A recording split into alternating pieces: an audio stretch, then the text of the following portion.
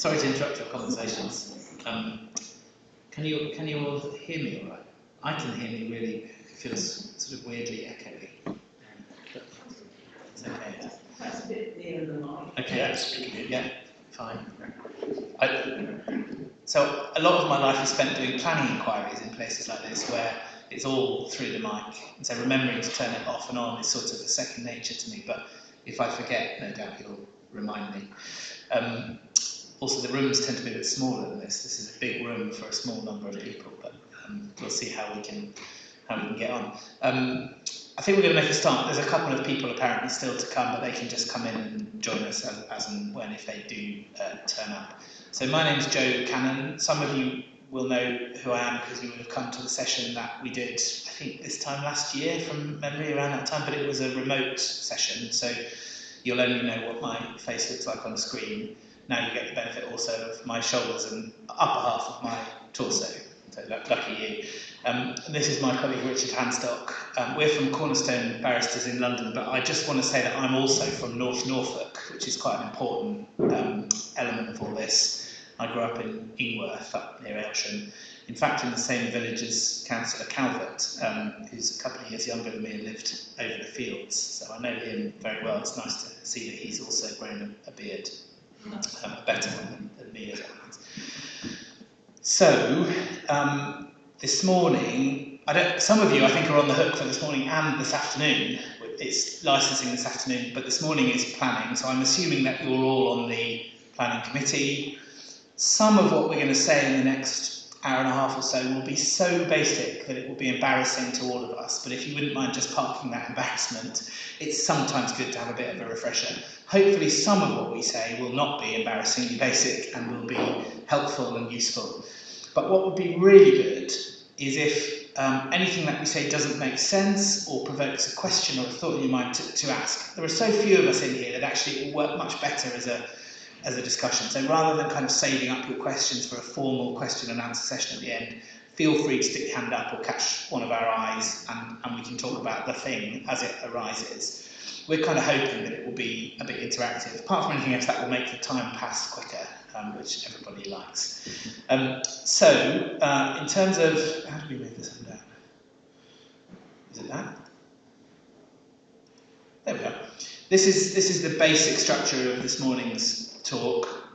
The first 3 bullet points I'm going to talk about, and the second 3 Richard is going to talk about, but we'll probably chip into each other's presentations, and I'm completely incorrigible in that way. I apologise in advance. I will almost certainly chip in Richard's because I just can't help myself. But that's the basic shape of it, and we might have a little break in between my bit and Richard's bit to stretch legs, have a cigarette, whatever it is that you like to do in the 10-minute break in between presentations. So, let's get cracking. First question, just taking a step back. Sometimes it's helpful to just take a step back and think, what is this all about anyway? Why are we doing any of this? When you do a job or when you do fulfill a role like you guys do, sometimes you can get a bit kind of into the detail of it, into the process of it, and forget what the point of it is, what you're really trying to manage. Why do we plan? Well, the first thing is obvious. This country has a growing population, albeit it's growing at the top end rather than the bottom end, and there are certain problems with that, but there are more people in Britain every year, and we need to manage that. There aren't enough homes, famously. There aren't enough, or if we built nothing, there wouldn't be enough facilities, services, infrastructure, so on and so forth. So growth is a given. There are more people needing more things. And if we didn't plan for that, there wouldn't be enough when those people came online. At the same time, those things need to be here now already. There's probably a deficit in terms of facilities, infrastructure and so on in the country, even now. So instead of, don't worry about the future, even now we're probably at a shortage, certainly in terms of homes. It seems to be accepted that there just aren't enough homes. So there's an element of planning which is about managing the inevitable process of growth. I think it's right that Italy have got to a point where their birth rate is so low now that their population is going to start to decline. But that's generally thought of as a massive problem. And of course, one of the things in our world is that the younger half of the population pays for the older half who are living longer, and so a declining population is a real problem, because it means you get loads more older people and fewer younger people, and the whole thing falls apart, which is probably why Italy have elected a far-right prime minister to try and do something about it and make them have more babies or whatever it is she's trying to do. That's not happening here. The other thing that we're doing in planning is looking in the long term, beyond the 5-year electoral cycle, into a vision of the future. And we're doing that not on a national scale, but because that's what we've decided to do, at a regional and sub-regional scale. So what do we think Norwich should look like in 5, 10, 20 years? What do we want it to look like? What are our priorities? And how do we get there? And so the process of making plans, not planning more generally, but plan making, is about casting your mind to some extent into the future and thinking of a vision and then trying to move towards that vision. Planning is also about a framework for making decisions. Growth is fine, providing the infrastructure for growth is fine, that's something that we have to do. But also there are people who want to do their own things with their own homes, with their own land, and so on. And there needs to be a system of deciding upon those things, because usually if somebody wants to do something with their land, it conflicts with what somebody else wants to do in that area. So for example, if somebody wants to build 150 homes on an agricultural field in Aylsham, or just outside Aylsham, it's likely that some of the people in Aylsham will not want that to happen because they quite enjoy the view over the rolling fields. So what planning does is offer a decision-making framework that people can understand, that to some extent, not always, gives them the comfort that this is being dealt with in a systematic way, in a way that they can understand and isn't open to corruption or side deals or who you know rather than what you know kind of stuff. So the idea is that planning also provides a sort of transparent framework, relatively transparent framework, which gives people a certain amount of certainty about what they can and can't do with their land in the broadest sense. Connected to that thought, it's about balancing competing interests and needs, and that's really what planning is about. To give you a topical example, everybody more or less agrees that we need to build more houses. Nobody agrees where they should go. If you asked 100 citizens of the UK or of England and Wales, do we need more homes? Most of them would say yes. If you ask those same people, shall we put them at the end of your garden? They would say no. And so there are sets of competing interests, protecting areas of great value, AONBs, the Broads, the coastline, all of that stuff, protecting from development, while at the same time building, it's not all about homes, but just by way of example, building enough homes that we don't get into the problems that we're in now with house prices through the roof and people not being able to get on the ladder and so on. So planning is always about balancing different interests. There's no straightforward answer. Forget what the politicians tell you. They always say, we're going to fix our broken planning system. Politicians have been saying that for 25 years, national level politicians. I don't think there is a fix to a broken system, because what we're really dealing with here is tweaks to a system which seeks to balance a set of complex competing interests. And when you do planning here in Norwich, to some extent that's what you're doing. You're deciding as between competing interests. Another thing that the system does, which is connected to the thought I gave you a moment ago about transparency and having a framework, is giving legitimacy. So what the planning system seeks to do is to give everybody a say. A big part of planning is consultation, asking people what they think, not only members of the public but also statutory consultees.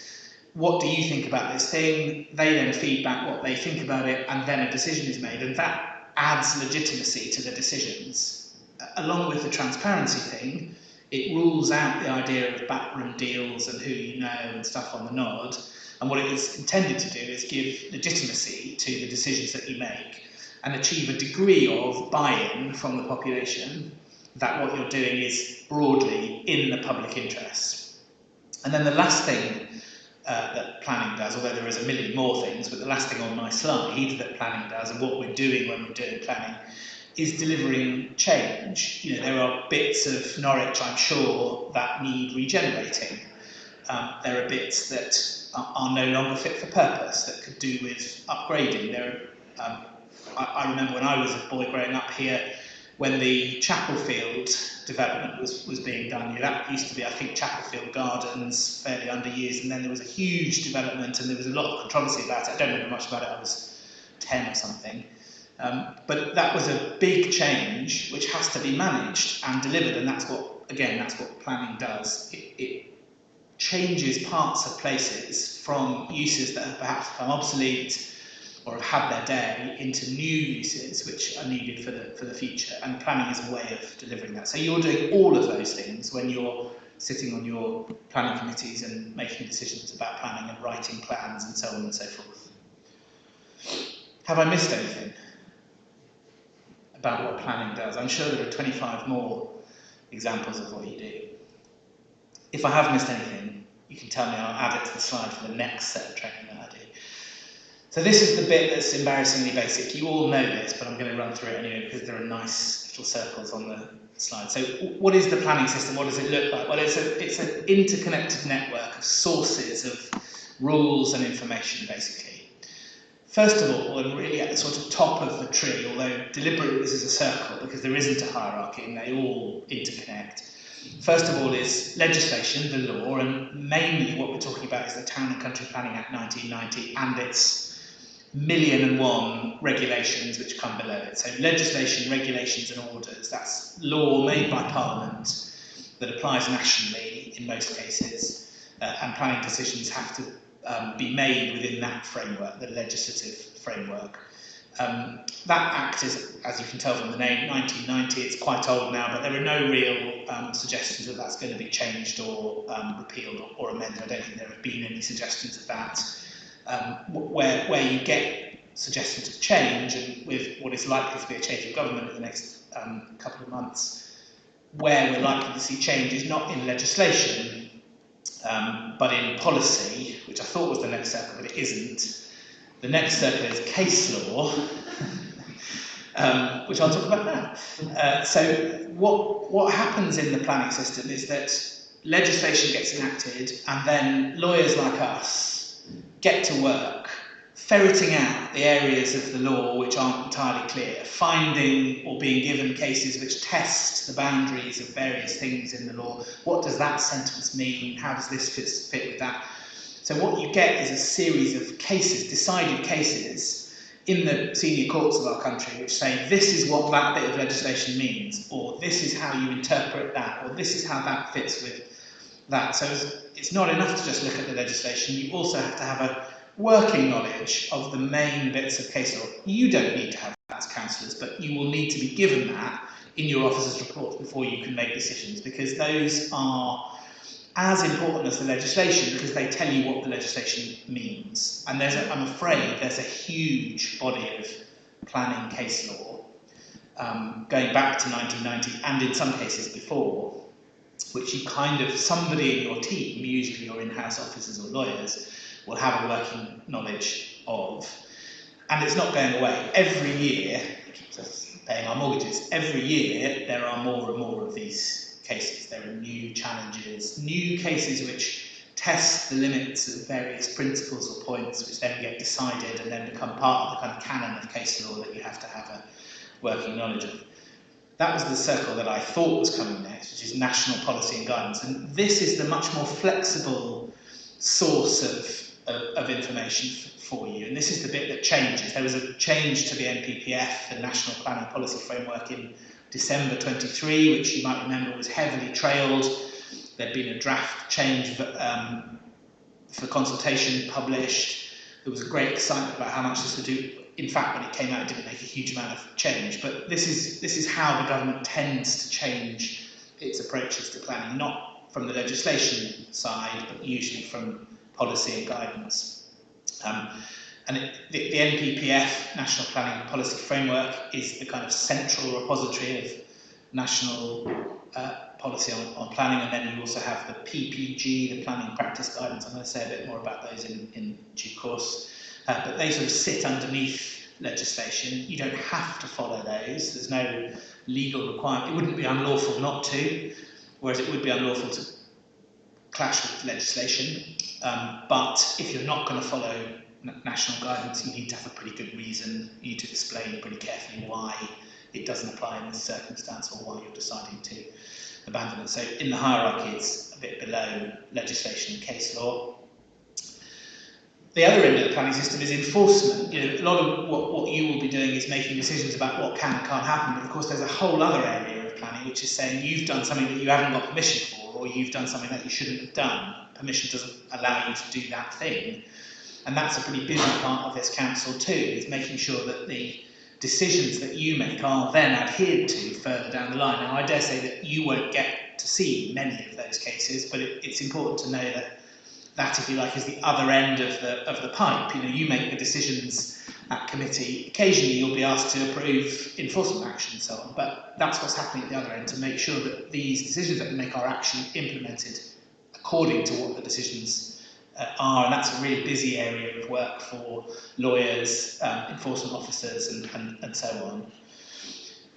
Then, again, not really my hierarchical system breaks down here, then there's the development plan, the local plan for Norwich. So everything I've talked about so far is on a national scale, legislation, case law, that's not Norwich or even Norfolk specific, that's national. The development plan, as you know, we'll talk about that in a bit more, is specific to, in this case, Norwich, and that sets out the long-term vision that I spoke about in the first slide, and implements, or is supposed to implement, national policy in the local context. Sometimes giving more information, sometimes going further, sometimes just mirroring national policy. So that's the local plan, which I think is pretty recent here. Then you've got some development management policies from a bit further ago, and I'm going to say something about that in due course. And then also supplementary planning documents, which are lower in the hierarchy, but kind of add further flesh on the bones to the development plan. So again, as I'm going to explain in a little while, these are not mandatory tablets of stone that are handed to you. You should normally follow the development plan, but you don't have to. There's definitely wiggle room to take decisions beyond it, but I'm going to talk much more about that in a moment.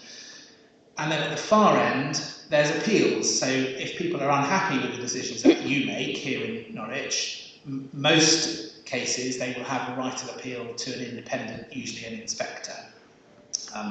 Which is a national, the planning inspector is a national service which offers independent expert tribunals for the determination of planning disputes. So if somebody doesn't like the decision that you make here in Norwich, in most cases they can appeal to an inspector and the matter can be dealt with in an independent way elsewhere. And the reason I raise that is that it's always sensible, if you're in a decision-making role, to have one eye on what about if we're going to make a decision against someone's interest, which most decisions are, they're usually balancing competing interests, how is this going to play on appeal? How can we make this decision sufficiently watertight that if it does get appealed, we won't be criticised? Not necessarily that it won't be overturned, you can't guarantee that, it's an independent person, a lot of this is judgment, but how can we make our decision sufficiently robust and sensible that we won't be criticised on appeal, even if we don't uphold it? And again, we're going to talk about that a bit more later in this morning. National policy, so in that set of circles, one of them, as you remember, is national policy. The NPPF and the PPG, planners love acronyms, so from here on I'm going to call those that, the NPPF and the PPG. Sometimes people call it the NPPG, which I think is just more confusing. So as I said, that sort of sits as those two sit as the main repository of national policy on planning. Then you've got case law on what those things mean, and there's a whole body of case law which deals with what bits of the NPPF and now the PPG mean. So when I said earlier that there's legislation and case law that explores what bits of legislation might mean, that's also true of national policy. In fact, there are probably, I would have said, more cases in the last, 15 years or so since the NPPF that deal with the meaning of the NPPF, parts of that policy, than there are that deal with the 1990 Act, because most of those were dealt with in the 5 or 6 years after the Act was enacted. Because the NPPF keeps changing, every time it changes there's an opportunity for people to say, well, hang on a minute, does that mean, what does this mean, how does that work? There's just a point about the NPPF and the PPG that I wanted to just make, although I think it might appear on a later slide. That there used to be a view that the NPPF was hierarchically superior to the PPG. So NPPF was policy, and then the PPG was guidance, and that they were, the latter was subservient to the former, if you like.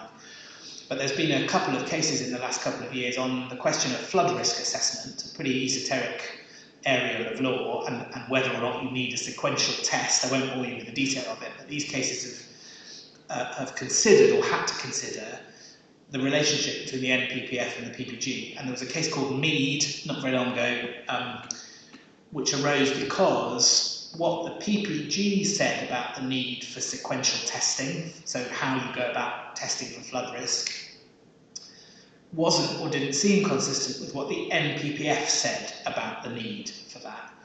And everybody thought, well, that's straightforward. The NPPF takes priority because the PPG is just guidance. And there'd been a couple of cases before which said, well, the PPG gets changed sort of willy-nilly, there's no consultation, it's a much less formal document, whereas the NPPF is more formal. Anyway, in Mead, Mr. Justice Holgate, never shy to express a trenchant opinion, said, no, that's absolute nonsense.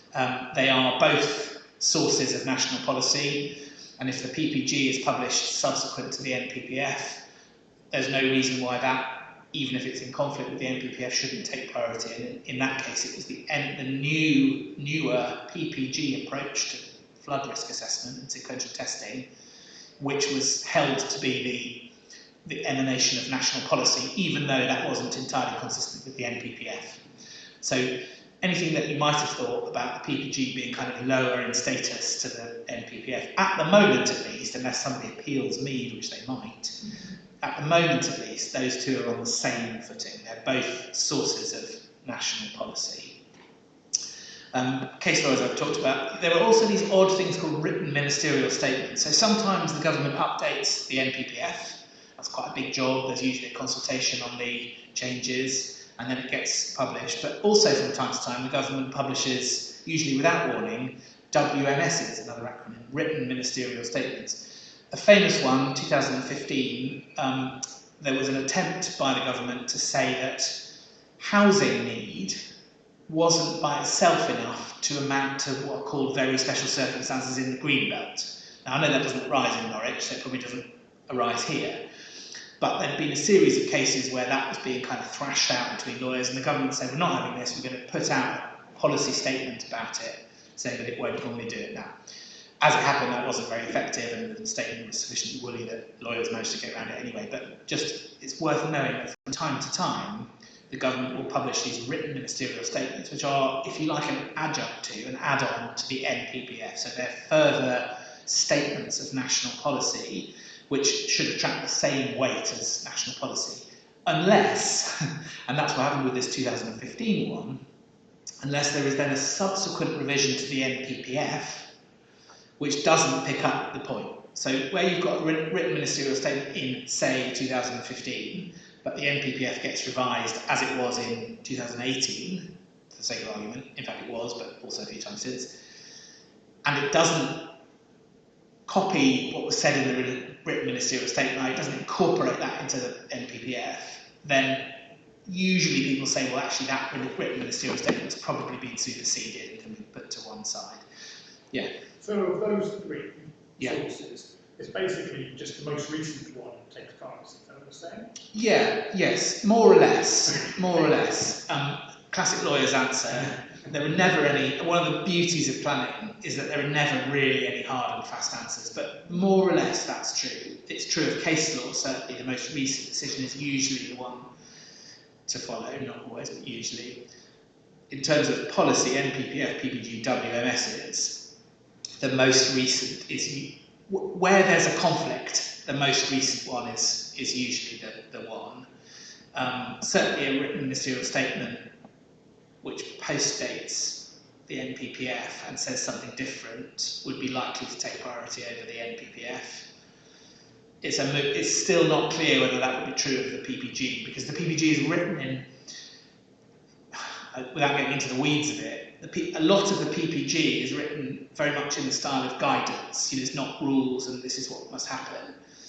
The bit that was at issue in Mead, the flood risk was quite directive, a bit of PPG. It kind of set out, this is when you must do a sequential test. And so I think that's part of why Mr. Justice Holgate in that case said that this is national policy. Like, why are we pretending that this is anything other than national policy? So the answer is mostly yes, but not always yes. Get legal advice if you're thinking about that. Then below all that, just to really confuse matters, you get consultation drafts of these documents. So, for example, in, I think it was January 2023, the government made quite a big song and dance about publishing a draft of the proposed changes to the NPPF that it was going to enact at some point in the future. And in that particular example, they produced a version of the NPPF with track changes to show what they were hoping to do by way of changes. There was then a very enormous consultation process, and this rattled on for a year.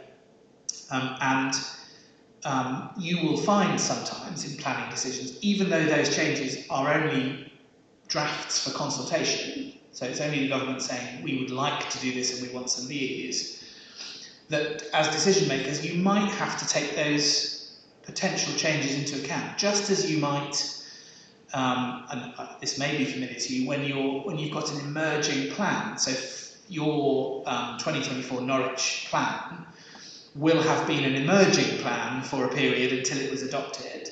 And it might have been in your planning decisions you had to have regard to that emerging plan as something that gathers more weight as it approaches adoption. And to some extent that's also true of national policy, where you've got the government saying here are some changes to the NPPF that we think should come into force, but we'd like your views. Certainly in my practice I saw lots of people, professionals in planning, saying, well, you should pay some regard to the proposed changes, less weight to them than you do to the present version, but it's worth noting it's not irrelevant that the government proposes to change that bit or tweak that bit or whatever. So it's worth keeping one eye on what's coming. And all of this is supposed to, in the grand sort of scheme of it all, point to what is known as, in a largely meaningless way, sustainable development. That's the sort of ultimate goal that we're supposed to be pursuing. But that phrase is so wide that it is almost meaningless, but it essentially means sensible approaches to all the things I said on my first slide. You know, providing for the future, making sure we've got enough infrastructure in place, determining competing interests in a way that is rational and transparent and legitimate, and so on and so forth. All of that kind of goes into this idea of sustainable development. Does that make some kind of sense? Good. So local policy.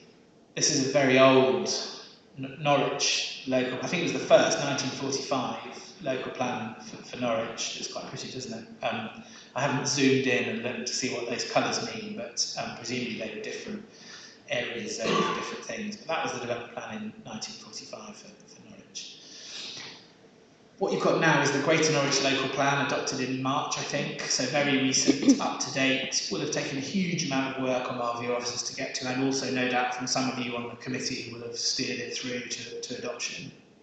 And then you've also got the development management policies, which are 10 years old now, and I'll say something about what might happen to those in due course. These all form part of what we call the development plan. That's important. I'm going to tell you why in a minute. Below that, not part of the development plan, but still relevant, are your supplementary planning documents, SPDs, and there are a bunch of those in Norwich: landscape and trees, heritage, open space and play, affordable housing, and main town centre uses. I think, from looking at the website, those are the ones. I didn't remember those, I've got them written down here. They give you some additional guidance, but they're not part of the development plan, which will be relevant for what I say in a minute. There's also a minerals and waste plan, which in my experience very rarely cause controversy, but are part of the development plan. So those are plans which deal with usually subsurface minerals that at some point might need to be extracted, gravel, sand, that kind of stuff. And then waste, which I know some people get very exercised about, but this is usually at a much higher level of waste streams. Yeah. We're a district council, we don't deal with minerals and waste. There'll be a plan which is part of the development plan. I never decided anything. No, exactly. They're very rarely controversial. I know it's the county's responsibility. Well, county has a waste responsibility which is above yours, as it were. But there's still a minerals and waste plan which is part of the development plan in Norwich, as far as I understand it. But I may be wrong about that. There usually is. It's just we're not really deciding on Exactly. Exactly. So it still forms part of the development. Yeah. And then in lots of districts, although I think not in Norwich, but I'll be corrected if I'm wrong, there are also things called neighbourhood plans. Now in more rural, you're a city authority, so it probably doesn't arise, but in more rural authorities, individual neighbourhoods, so usually towns or villages, can, although these are really a bit old hat now, they can get together and promulgate a plan for just their area. And if they go through the proper hoops and get that done in the right way, and then it goes to a referendum and it gets made, so essentially adopted, then that too forms part of the development plan. Important that I keep saying the development plan for reasons that I'll come to. That those also form part of the development plan. But I think in Norwich there are none. Well, you can imagine from Norwich over the water, which is kind of the area by the street and the square, but it's not yet anywhere near going to people. So if that one does get made eventually, then that will form part of the development plan, and decisions about land within its area will have to be taken as if that were part of the local plan, essentially. Yeah. Can you give me some examples of what sort of neighbourhood plans might be like? Like, would they be able to restrict Airbnbs or short-term lets or? Good question. I don't think I haven't ever seen one that does that, although that would be an interesting idea. It's possible. What they usually do is set neighbourhood-specific, I hesitate to say rules, but they're intended to be rules about what goes where. So they might identify what's really important in a neighbourhood. So, for example, particular views or particular amenity spaces or whatever. They should, but don't always, allocate land for housing, so a kind of local approach to meeting housing need at the local level. They will often seek to restrict development in gaps between towns if they're considered to be important, or villages. They're relative, the scope for what you can deal with in a neighbourhood plan is relatively wide, and of course depends so much on the kind of neighbourhood that we're talking about. Whether they could restrict Airbnbs is difficult, isn't it? Because I know that's a really topical question, but that's about use rather than about development. It's not quite the right distinction, but you know what I mean. It's not about building. So I'd have to have a think about that, whether they could seek to do that, whether a neighbourhood plan could seek to restrict particular uses in particular places. But strikes me as not impossible. They go through a kind of pared down local plan examination process, so they get looked at by an examiner in the same way as the local plan, but on a much smaller scale. There isn't kind of days of examination and so on, and then that examiner will sort of issue a report saying whether or not it's, what the issues are, if there are any issues, and then it has to go to a referendum, as Sarah says. So the scope for what you can cover in a neighbourhood plan is quite wide, but a word of warning, my sense is that nationally politically, they're a bit of a yesterday's idea. The power of them was pared down a bit in the NPPF changes that happened in December of last year.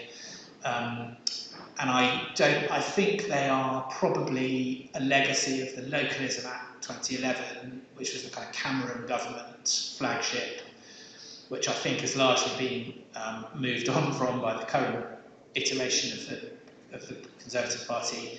And I don't think that the Cameron version of the Conservative Party is likely to be in power after July. I don't think any version of the Conservative Party is, but those people, even though I know he's Foreign Secretary, but I think that ship has sailed to some extent. I don't think neighbourhood plans are seen as the future of planning. If anything, my sense is that what's coming down the line is that planning is going to take a more regional focus, in my view, a good thing, but that's just a small p political view, even a large p political view, rather than a more granular neighbourhood-based approach. I think what the general feeling is that the country has moved, general feeling, among the world of planners, I think the feeling is that we went too granular and that trying to make decisions at a neighbourhood level cost us, and what we really needed was a more regional or sub-regional approach which looks at delivery of, for example, infrastructure and homes at a wider scale than just a district. So I think that's, I mean, crystal ball, who knows, but I think that's, if planning is going to have a big shift from neighbourhood granular to regional wider focus, it's going that way rather than that way, I think. But don't hold me to that, I just don't know. That's the feeling. Can I just add a comment as well? Yeah. They obviously also still need to be in accordance with the NPPF fund with the development plan, and they can't duplicate any policies within either of those. So it really is, whilst it's a wide scope, the actual policies in them tend to be fairly few and far between. Yeah, what they tend to do is give a local flavour to a national or district level policy idea. I mean, that, a bit like an SPD, but for an area, but the difference is that they actually become part of the development plan. So you can't, if a neighbourhood wants to completely abandon a kind of national policy idea, like for example delivering houses, that isn't going to fly in a neighbourhood plan. But if it wants to deliver more houses than perhaps the minimum, that probably would fly. You know, it's that kind of thing going beyond, as long as it didn't, I don't know, build houses on the AONB or whatever, you know, you still got to kind of more or less be consistent with national priorities. But as I say, I think they're probably a bit of a dinosaur in terms of the next 10 years of planning. I think we'll see fewer and fewer of them, whether the Magdalen Street one, what's it called, Norwich over the water? It's rather a nice name, isn't it? Whether that ever sees the light of day or becomes made, I don't know. It isn't there yet. In the same way, but on the kind of going down the cascade of priority, an emerging neighbourhood plan might attract some weight in the decision-taking process, but not as much as an emerging district plan, and certainly not as much as an emerging national level policy. So you're kind of at the bottom end, yeah, okay, it's probably relevant, but only just where it's an emerging, and the further along its journey, the more likely that's going to be true, that you could give it some weight. If it's at an early stage, which it sounds like that one is, it probably isn't going to affect your decision making at all, probably not worthy of any weight. Okay. Is this still me, or is it? Yes. Decision making next. And in the structure side, I said making good decisions, because anyone can make a decision, right? What you really want to do is make a good decision, the kind of decision that can be either upheld or appealed, or at least not criticised if it was challenged. And I keep talking about the development plan, and I keep promising you that I'm going to tell you why I keep talking about it, and here's the moment. This is why I've been talking about the development plan. The law says, and it's not the 1990 Act, it's the 2004 Act for what it's worth, the law says that the development plan ought to hold sway. So what the development plan says about a proposal should hold out, unless, and this is the bit lawyers love, material considerations indicate otherwise. So the actual wording is, if regard is to be had to the development plan for the purpose of any determinations made under the Planning Acts, you always have to look at the development plan, the determination, i.e. the decision, must be made in accordance with the plan, unless material considerations indicate otherwise. So what's sometimes called the plan-led outcome, or the section 38.6 test, is development plan should hold sway. So if the development plan says there should be no houses in this screened gap, or there should be, I don't know, we shouldn't lose employment land from this area, or whatever, that is what the decision should be, unless material considerations indicate otherwise. Now that sounds much simpler than it is, because material considerations, as I'm going to talk about in a minute, are very wide and can arise in all sorts of ways. So it sounds simpler than it is, but the basic proposition is, and the first thing that you should be thinking about when you're making planning decisions is this proposal in accordance with the development plan, read as a whole? That's the first question. So if there was nothing else going on here, would the development plan give this a green light or a red light? That isn't the end of the question, but it's got to be the start of the question. For that reason, the legislation says so. Material considerations, big topic, impossible to cover in any sort of meaningful way today, but we're going to have a go. The first question for whether something is a material consideration is binary. Is it one or is it not one? Is it material or is it not? If it is a material consideration, there's a further question, which is how much weight do I give to that? How important is it? But if it's not a material consideration, if it's no, ignore, turn right, there's no further question, there's no question of weight. If it isn't a material consideration, it can't be taken into account, and it would be an error of law to take that into account. So the first question is binary. Is it one or is it not? And then you move on to questions of weight. Is it a material consideration? A couple of cases here. Can we read that? It's quite small, isn't it? So, a case called Stringer. It seems to me that any consideration which relates to the use and development of land is capable of being a planning consideration. That's pretty wide. Is it relevant to the use of land? Is this thing, whatever it happens to be? But it's not an endless list. And in Wright, which is not far from where you live actually, which as it happens, that was a community energy project in Wright. They wanted to put up some turbines back in the day when you could put up wind turbines onshore. You can't anymore, really. And one of the things that the developers of that proposal said was that we've devised this discount scheme for the residents of the town where this is going to go, which will give them a discount on their energy costs as a sort of recognition that we're imposing turbines on their area.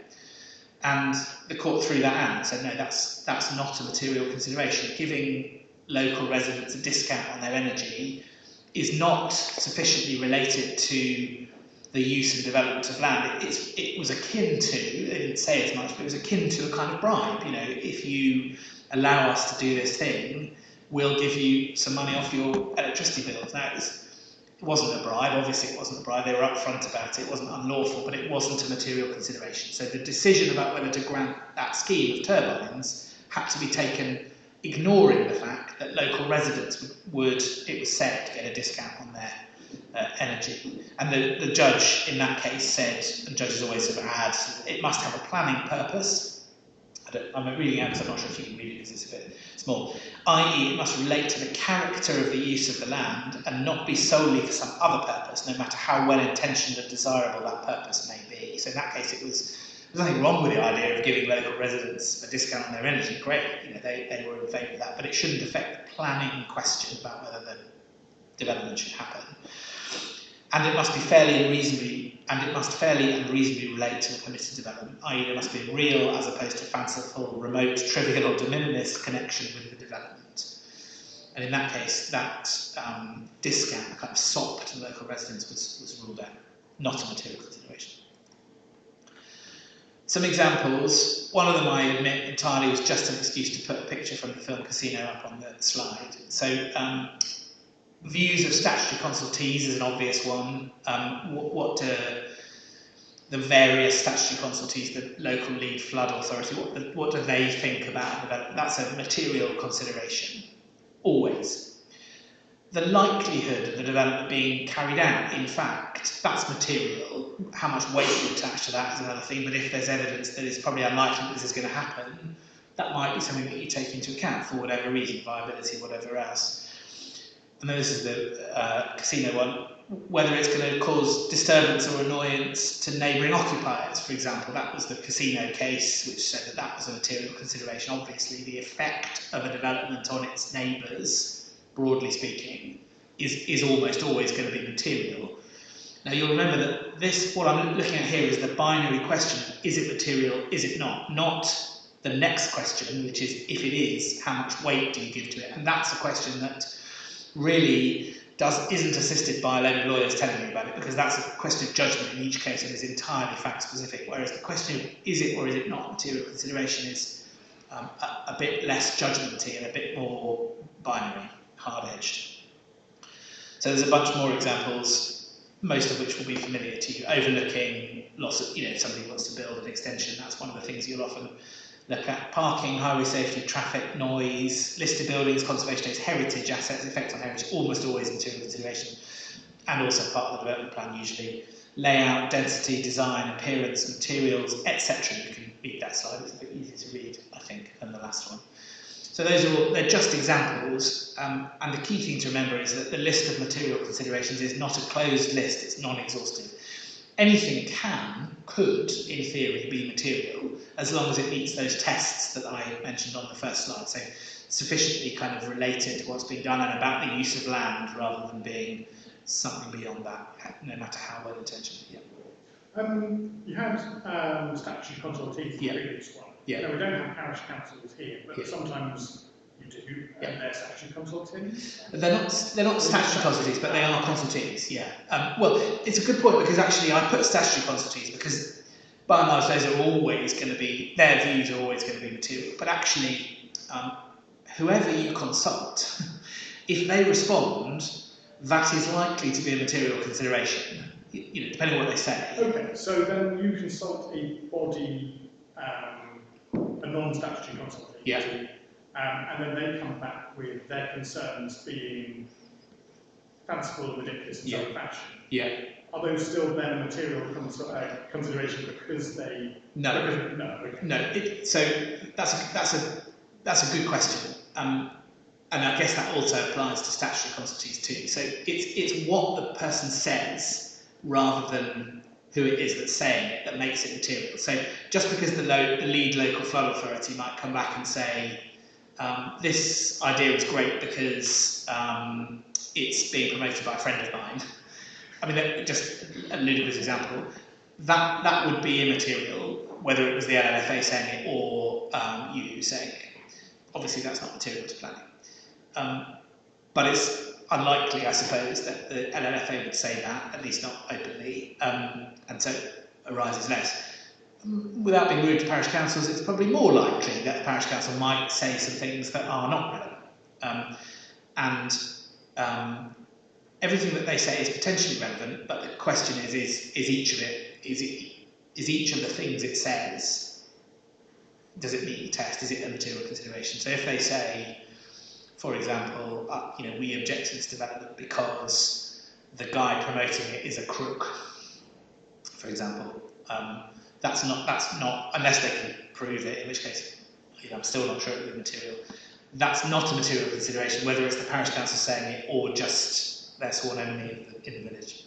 Does that make sense? It does. It's just a kind of essentially a double test. Yeah.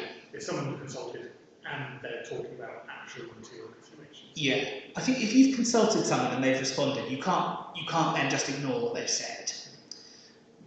But part of not ignoring what they've said is asking, is what they've said useful? Is it material? So it's that kind of double test, I suppose. Yeah. Was there another hand up somewhere? No, maybe it was just someone scratching their head while I was talking. Okay. So it's a very wide list, non-exhaustive list, but here are some examples of things that are not material considerations. Whether something was economically worthwhile, not usually a material consideration. You're not usually concerned with, is this developer going to make a profit out of this thing?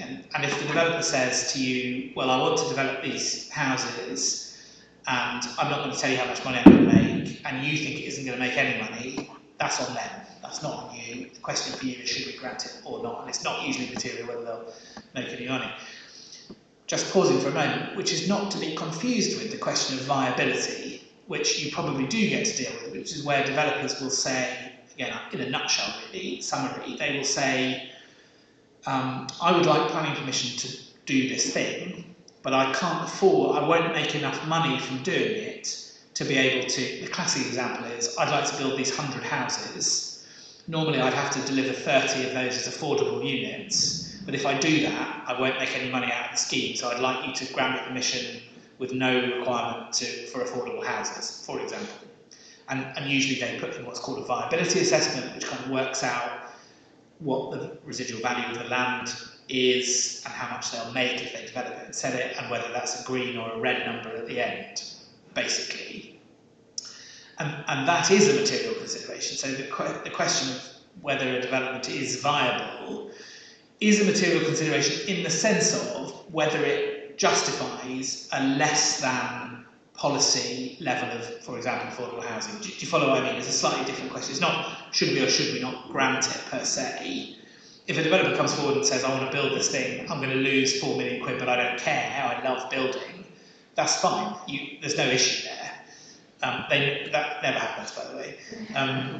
But in theory, that would be fine. But if they say, I would like to build these houses, but if I give you the policy amount of affordable housing, I'm going to lose money, and therefore I won't build it. So please, will you give me permission with a requirement for only half the amount of affordable housing, or none, then you've got a question to ask yourself. And the viability there is a material consideration. And the theory is that, and this doesn't always work, and you have to be quite careful about whether you actually buy this, the theory is that if they're not going to make money out of the development, if they have to do 30% affordable, and you require them to do that, then they just won't build it, and so you won't get any of the houses. That's the idea. And it's better to have, or it might be better to have 100 houses than it would be to have no houses. So, that's I'm not saying there's a right answer to that. This is litigated all the time. I'm doing an inquiry in Chelmsford in a couple of months on exactly that issue. But it's a question that arises. How do you balance fewer affordable houses in pursuit of maybe any houses at all? So viability is relevant in that context, but not the general question of is it economically worthwhile. And then a slightly odd one, a planning commission with the sole purpose of legitimising a previous breach. That isn't in itself justification for granting planning permission. If planning permission is otherwise justified, fine, but if the only purpose is to say, well, I didn't get planning permission for this thing before, and therefore please give it to me, that in itself isn't enough. You have to treat that application as on its own merits. The fact that it is development that's already happened or was in breach or whatever is not itself a material consideration. And then I've got a series of suggestions here of things that are not material considerations, some of which I've already talked about. Loss of a view is a good one. People often think, well, this is going to ruin my view, rightly cross about that. That's not usually, there's no right to a view in this country, so that's not usually a material consideration, unless it affects amenity, in which case it could be. This is going to reduce house prices, not relevant. Other legal regimes, restricted covenants, who owns them. One of the odd things about the planning regime is I, living in Suffolk, Woodbridge, could, if I wanted to, apply for planning permission to develop a house in Liam's garden without Liam's consent. I could just apply. I couldn't build it if I got it, unless he said I could. But there's literally nothing to stop me applying for planning permission to do that. So land ownership questions are for another time, as it were, not a material, do you follow? Not a material consideration for the question of should we or should we not grant planning permission. I'm not going to do that, by the way. I don't even know where you live, so who knows. Could raise the value of my property. Could do, but then that would be a non-material consideration too. That's true, yeah. Personal circumstances not usually relevant unless you're in the green belt, but we're not, don't have that in Norwich. Proposal not needed, that's the kind of flip side of this isn't going to make any money or it's going to make loads of money. We don't need, like that's for the market to decide. We don't need a new betting shop, for example, on the high street, whatever. That isn't a material consideration. The market, the planning system is not interested in somebody who provides something the market doesn't want and has to close it down, really. It's not a matter for the planning system. Damage to property, disturbance, so on and so forth. Disturbance during building works is quite a good one because sometimes effects during construction can be relevant, but they're much less relevant than the residual effects. So I'm doing a case which has been going on for a million years in the northwest about a new prison, proposed new prison, hopefully no new prison if we have our day. And in that case, because it's such a big project, there's a 5-year construction period. This is a prison in a village in the northwest, the third prison in that village. Or hopefully not, but it's intended to be the third prison in that village. And in that case, the construction phase effects on the surrounding roads are relevant because it's such a long period. 5 years is, that's the length of a temporary permission, for example. So that is material. Normally, because all development will have some temporary effect while it's being put up, normally that isn't a determinative factor, but in some cases it can be if it's sufficiently long or intrusive. And then there's a whole other raft of legislation, licensing, building regs and so on, normally the planning system can knock those questions off to those regimes, so that those are usually not material considerations either. I feel like I've been talking for a million years. I think we're nearly there, aren't we? Is it okay? Role of the NPPF. Are you bored of hearing of me yet? Not yet. Okay, good. I'm a bit bored of hearing of me. The NPPF, that's actually the July 2018 version of the NPPF. That picture was the only picture I could find that worked. So a few things to say about it, some of which I've already said. It's not a statute, so it's not law. What the NPPF says is not a legal requirement. You can depart from it as long as it's justified, and nor is it part of the development plan. So you remember I said a moment ago that decisions have to be taken in line with the development plan unless material considerations indicate otherwise. Well, the NPPF is not part of the development plan, so that doesn't come into that question, but it is a material consideration. What the NPPF says is always a material consideration, and in most cases will be a material consideration, as to the second test, worthy of great weight because it's national policy. It's not part of the development plan, at least not yet, I say on the slide. There was some suggestion in the back and forth about revising the NPPF that it might be elevated into being part of the development plan, but that didn't happen in December 23. It might happen at some point, who knows, but at the moment it's sub-law, sub-development plan. But in reality, in my experience, what the NPPF says is usually what determines planning decisions one way or another, even though it's kind of third in line. It's usually the determinative factor. PPG, again, not part of the development plan, available online, can change without warning, is much more detailed than the NPPF and is arranged into chapters. You've probably looked at it. And as I said a few moments ago, I thought I'd done a slide about it. This Mead case, the flood risk assessment case, debunks the idea that it's subservient to the NPPF and can't sort of change the position. In that case, it was the PPG approach to flood risk assessment, which, if you're in any way interested, probably not, said that the question of surface water flooding, i.e. non-fluvial, non-river related flooding, we've got flood zones 1, 2 and 3, they're about flooding from rivers, but there's also a whole question of flooding when it rains. The old orthodoxy, and if you read the NPPF, it looks like you don't need to carry out a sequential test if you're in flood zone 1, i.e. if you're not in danger of fluvial flooding, regardless of surface water. PPG says any source of flooding, so not just fluvial, but also surface, has to undergo this sequential test. Are there other sites that are less risky? And in that case, Mead, that was a question to some extent, and Mr. Justice Holgate said, no, these are not, they're on the same level, and the PPG is more recent, and the PPG says you've got to consider all sources of flooding, and therefore, if there's a risk of surface water flooding, you have to do a sequential test. I mean, that's all a bit in the weeds, but the key point is it doesn't sit below the NPPF, even though, and there was a case a couple of years ago where Mrs. Justice Leven said, well, look, the PPG, when it is not drafted by lawyers, it's usually drafted by civil servants. There's usually no consultation before changes are published, and it's published much more often and on an ad hoc basis, and therefore that indicates that it's kind of supposed to be less important or less of a guide than the NPPF, for which all of those things are not true. Usually it's the lawyers that draft the NPPF. There's a bit of a fanfare when it gets changed, so on and so forth. So that was the orthodoxy for a couple of years, but Mr. Justice Holgate has said, no, that's not right. In his charming way. Now, really, to really muddy the waters now, what about out-of-date policies? So, you've all now digested the idea that the development plan is the most important thing. The decisions should be taken in line with the development plan unless material considerations indicate otherwise. But when a local plan is 5 years old, certain things happen. Its provisions about housing need, for example, become out of date. If a plan, and some plans are very, very much more than 5 years old, not in Norwich, it was not even 5 months old, but elsewhere, they can go. St Albans have a plan that I think dates from the 90s, for example. They haven't managed to adopt another plan at that time, exactly. Good news for lawyers, not very good news for the people of St Albans.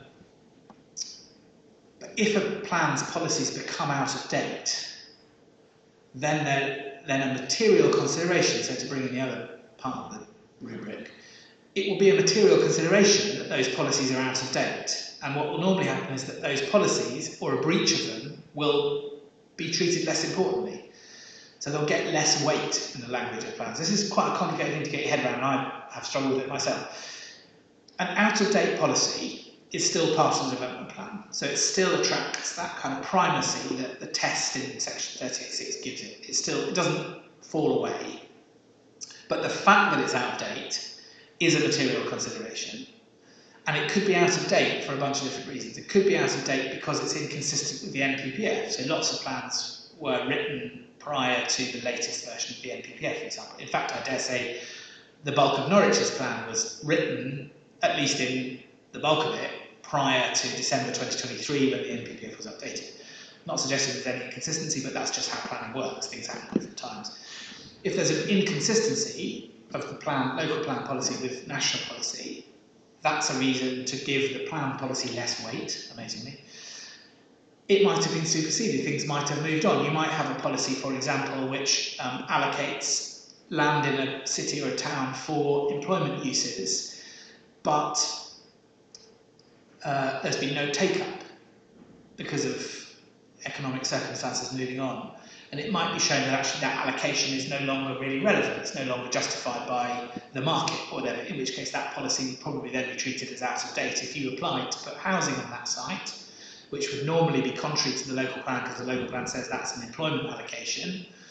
It might be a relevant factor, material consideration, that that policy is out of date. That was written at a time where there was an expectation that that would be the economic part, the kind of employment land part of the settlement, and that isn't true anymore. So overtaken by events and the passage of time. Or, and you've probably all had this arise, there's a kind of deemed out of dateness. So where you haven't got a 5-year supply of housing, then your policies which govern housing applications are deemed to be out of date. The NPPF tells us that, and a case called Suffolk Coastal from a few years ago tells us that in those circumstances those policies are likely to get less weight. There's also another implication which I won't bother with, which is the application of a tilted balance in the NPPF. But all of those things will reduce the weight to be attached to the local plan policy, even though it will still be part of the development plan and still be subject to that point about development plan unless material considerations indicate otherwise. The way you square that circle is to recognise that the out-of-dateness of the policy is itself a material consideration. So that might point against not following that policy because it's old or irrelevant or has been superseded. Not a particularly easy circle to square, but I think that's how you do it logically. Does that all make sense? I can see some nods. Yeah. So I am quite understanding the out-of-dateness isn't by the number of years, but more by the change of circumstance. You can guess what I'm going to say, which is it depends. Well, sure. But yes, there's a couple of cases which say that a policy doesn't become out of date by time alone. So just because it might be old doesn't mean it's out of date. Even where, and I used to do quite a lot of work for Uttlesford, which is down near Cambridge, and they had a plan which said in terms, this plan is from 2005 to 2011, that period.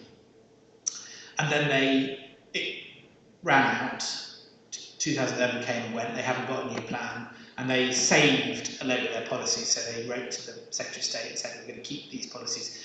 But lots of the policies said in terms that they were only to apply up to 2011. Even in that case, those were not out of date for that reason, even though it was 2015, say, that was not enough. So the effluxion of time, the lawyer's phrase, was not enough to render it out of date. But the reason I say it depends is that the older it is, the more likely it is that things will have moved on. So that kind of superseded point is more likely to arise the older the policy is.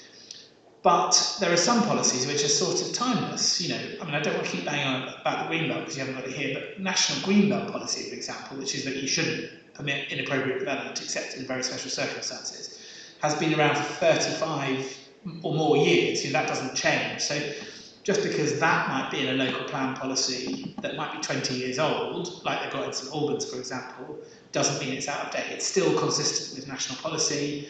It's up to date, even though it's, you know, got a grey beard. Whatever. Okay. Still me? You're going to jump in. I can't remember what it's in. Next bit. We're still on making good decisions, aren't we? Reasons, as you know, there's a making of a decision and then there's the giving of reasons, and you should always think about your reasons. There is a requirement to give reasons if you refuse planning permission. Obviously, you have to tell a disappointed applicant why they haven't got permission. And when you give those reasons, that's the test. They must be intelligible, adequate. Again, that's sort of begging the question, isn't it? Are they enough? But this is the key point. They must enable the reader to understand why the matter was decided as it was and what conclusions were reached on the principal, important, controversial issues. So you don't have to explain why everything was rejected, but you have to explain why, you have to tell somebody why they lost in a way that they can understand. And the reasoning must not give rise to a substantial doubt as to whether the decision maker erred in law. So in those reasons, you have to show that you've understood the legal framework behind the decision that you're taking. And if there's room for substantial doubt about that, it's likely to make the decision fall, however good the decision is, however right or wrong the decision is. If your reasons don't work or aren't sufficient, then it's liable to be quashed on appeal. You don't have to give reasons in all cases where you grant permission, but I'll come back to that. Officer recommendations, this is still part of making decisions. In almost all cases, you will get a recommendation, a detailed and helpful recommendation from your officers about what to do. As you all know, you're not bound to follow that recommendation. It's a good idea to, generally, but you are the decision makers, and if you don't agree, you're perfectly free, subject to some constraints, to go the other way. If you refuse planning permission in line with a recommendation to refuse, you actually don't have to give reasons because it will be taken that you're refusing for the reasons contained in the officer's report. But if you do give reasons over and above, then the court is entitled to look at the reasons as well as the officer's report. If you're making a decision which departs from the analysis of an officer's report, whether it's to grant against a recommendation of refusal or to impose or not impose some conditions that were recommended, so where you depart from the recommendation, then you do have to give reasons. You have to explain why you're doing that, self-evidently, because the requirement to give reasons arises in order to give a disappointed applicant an understanding of why they've lost. And there's a couple of cases. Dover was the big one. The reasons for departing from officers' recommendations, if that's what happens, need to be capable of articulation and open to public scrutiny. So the disappointed applicant needs to know why they've lost. That's really what we're talking about here. I don't need to talk about the next one. And then the other thing that you just have to bear in mind when you're making decisions is the principle of consistency. So there is a soft principle in planning, which is that like decisions should be decided alike. Okay? But it's only soft because in planning there's really not much that is a like decision from another decision. Most decisions have their own features. So if the classic case is a planning permission granted in 2010 for a development of 3 houses on a piece of land, and then for whatever reason they don't implement that planning permission, it lapses. And then a year later somebody applies again for 3 houses identical on that piece of land. In that case, unless policy has moved on in that time, that's a like decision, right? You're just applying for the same thing as got permission before. So you would have to acknowledge that there had been a previous decision to grant permission on that piece of land for 3 houses. You wouldn't have to grant permission for it. But if you were not going to, you'd have to explain why you're taking a different view to the view taken in 2010. The reason that there's a nettle on there is that in the case law, there's a lovely phrase, which is you have to grasp the nettle of the disagreement with the previous decision. So you have to acknowledge that it exists. Somebody granted planning permission for this 5 years ago, for the identical scheme. I'm not going to do that here, and here's why. You have to explain why, what's changed, why your decision is different. The principle says there's a public interest in securing reasonable consistency in the exercise of administrative discretions. That may mean, good lawyer's word, that it's unreasonable for a decision maker not to take into account other decisions that may bear in some respect on the decision to be made. So not a hard and fast rule. The requirement is to take it into account and acknowledge that there's a decision. The greater the inconsistency, so if you grant permission for 3 houses in 2010 and then in 2014 you refuse permission, that's a very great inconsistency, the more likely you have to explain it. If in fact it was 3 houses and now 4 and you refused it, there's less a requirement to explain, although you would want to say the extra house causes X, Y, Z difficulties. But classic lawyer stuff, the more alike the two decisions are, the harder it will be to come to a different decision and the harder you're going to have to work to justify it. That's the basic position, yeah.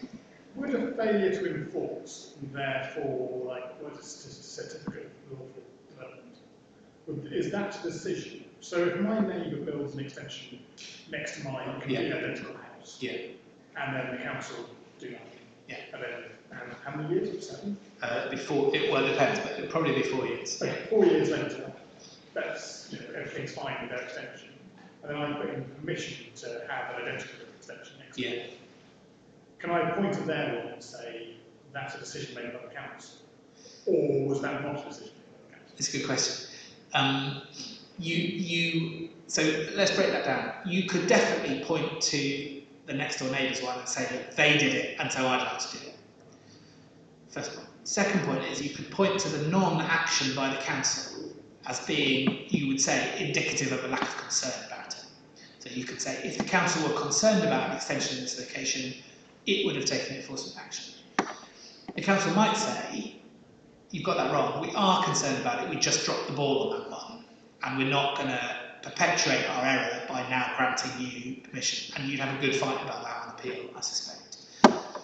So the decision, I mean, it depends, I've been saying that a lot today. If the council, so one of the vagaries of enforcement is that just because something is a breach of planning control, there's no duty to enforce against it, you don't have to. The question for an enforcement notice, which is the main enforcement power, is whether it's expedient, even if it is a breach of planning control, there's a further question, which is it expedient to take action here? So if, for example, there was a report from somewhere into your neighbour's extension that said, we've caught this guy building an extension, he didn't get planning permission, but actually he didn't cause any harm, so it's not, you can't see it from the public realm, doesn't dominate nearby, doesn't cause overlooking, it's not expedient to enforce. That is much more likely to be treated as a sort of decision, if you like, that you have to grasp the nettle of, than if there was just silence, tumbleweed. We didn't know about it, we didn't do anything. So it depends. The more active, if you like, the failure to enforce, so the more it was kind of rationalised and explained, the more likely that's going to weigh in favour of you getting your extension too. Okay. But if it was just the council, like, dropping the ball, probably not going to help you that much. So last year we had the rendering issue in a conservation area, do you recall? Yeah. And that was that, to your mind, is that basically the same kind of issues? The neighbours have done something, but the council has not checked it out over time, and then someone applies for it, and it's somewhat difficult. Or, so no, it wasn't that way, the other way around, was they were worried that their neighbours then would. Well, yeah, we're out, from Oxford's point of view, we were concerned that that decision would set precedent for applying render to the other houses in that part of the conservation area. That's essentially the same issue, isn't it?